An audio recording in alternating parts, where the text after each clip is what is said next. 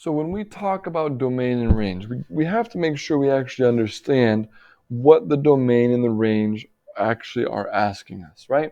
So I'm going to go back to the very beginning and look at our original parabola to make sure that we're all on the same page here, okay?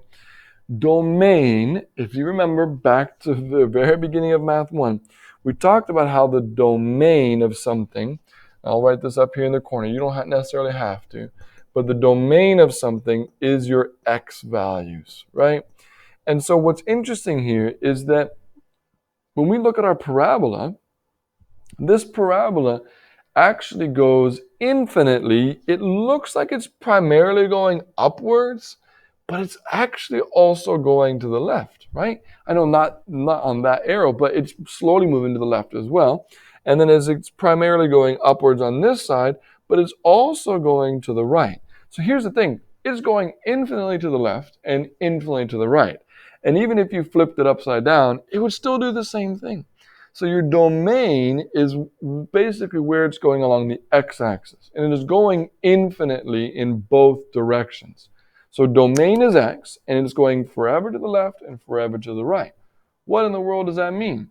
Well, what that tells me is that if it's going forever to the right and forever to the left, then your answer is just all real numbers. Everything. It's all real numbers. Your domain is any possible real number we can possibly think of. Is it 7? Yes. Is it negative 24? Yes. Is it 5,622? Yes. It's any real number we can possibly think of.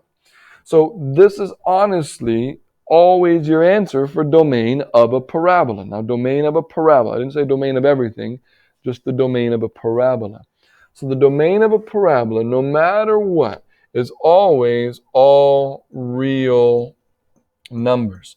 Now, there's actually a symbol for that. I think we've talked about it before, but the symbol is an R. Trust me, it's an R, but instead of just having one vertical line, so an R typically looks like that, right? It just has two vertical lines. So it's not an I. Whew. I've had way too many people go like, oh, it's IR. No, no, no, no, no, no.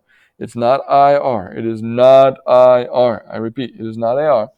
It is two vertical lines for the R, okay? Two vertical lines. So sometimes I'll even do the two vertical lines and then do the R on top of it. Like that's even better. So two vertical lines for your R. So it's not an IR, it's an R. That stands for all real numbers. Now, so that's basically our answer for all three of them, right? So I'm going to skip to the next one. Same thing, all real numbers. Same thing, goes infinitely in both directions, all real numbers. So I don't have to think about it. I don't have to look at it. I know the domain is all real numbers. But range is not quite so easy. So the range of a parabola is going to be the y values, right? We've talked about this. So range is your y values. Now, the thing about a parabola is it goes up and down, but it doesn't go up and down forever, right? So you can see that this parabola, it goes upwards, right? It's opening upwards. And so that means it can go as high as it possibly wants, but it has a lowest point. The lowest it can go is wherever the vertex is, right? So wherever the vertex is tells you how low, or if we flip this over, how high. You got to be careful. It's one or the other. All right.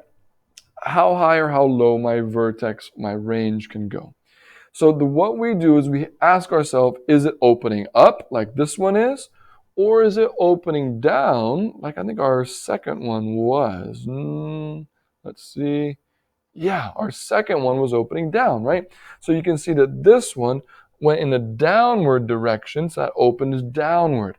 If it opens up, our values are going to go positive, are going to be going upward. But if it opens downward, it's going to go downward, obviously, right? So if it's opening up like this one, so we're back to example 1, okay? If it's opening up, okay, that's the first question we write down. It said, hey, it opens up.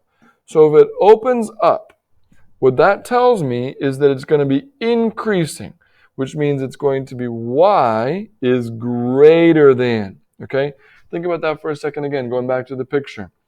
Since it's opening upwards, guys, is going to be greater than something, right? It's going to be greater than something. Well, what is that something? It's always going to be connected to the k value. It's always going to be connected to the k value. So our k value in this case was -9, right? Here we are, -9. So in this case, it's going to be greater than, right? Y is going to be greater than that -9 value. Anything bigger than -9 is part of the range. So Y is greater than -9.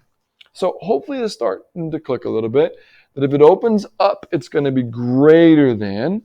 But if it opens down like this one's doing, this one is opening downward, right? It's opening downward.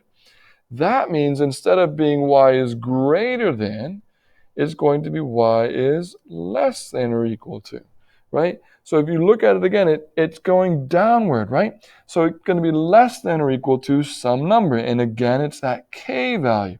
So our k value in this case is +2, right? It can't be anything higher than +2, right? That's the ceiling. It can't go any higher than that. It's got to be less than or equal to it. Okay, so Y is less than or equal to 2.